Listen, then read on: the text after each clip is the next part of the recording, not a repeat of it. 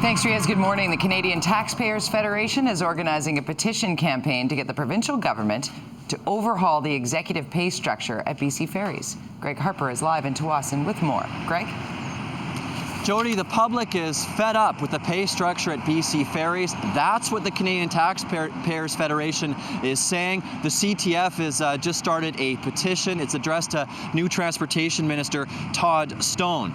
The CTF is saying the public is fed up with the high pay and the big executive bonuses within BC Ferries. Now, Stone has given BC Ferries a month to change its pay structure, but the CTF says too often the board is allowed to do whatever it wants.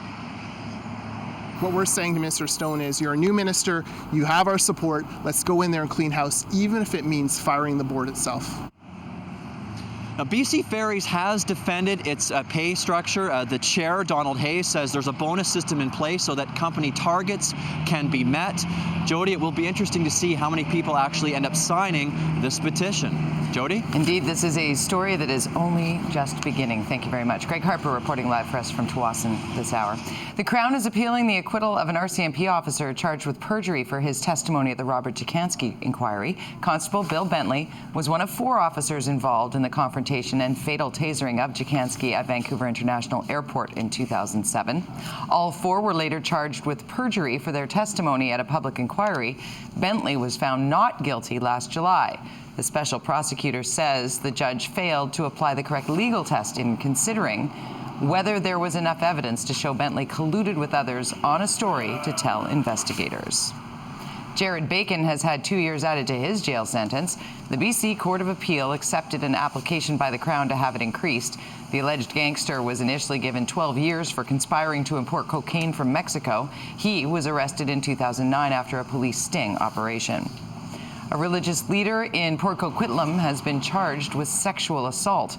The alleged attack happened at a mosque where the man serves as imam.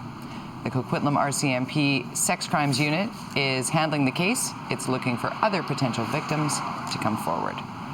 Residents of a Langley neighborhood are keeping their eyes peeled for a potentially dangerous feline. A cougar was spotted yesterday around noon in the Willoughby area, not far from R.C. Garnett Elementary School. That prompted a lockdown during the lunch hour at the school, but there hasn't been any sign of the cat since. It's unclear if it's the same cougar spotted around the Surrey-Langley border in recent weeks. There's a debate in the Okanagan about the decision to put down the friendly deer. Conservation officers say the animal had become too accustomed to humans in Coldstream. And even though it had remained peaceful, that could change with the upcoming breeding season.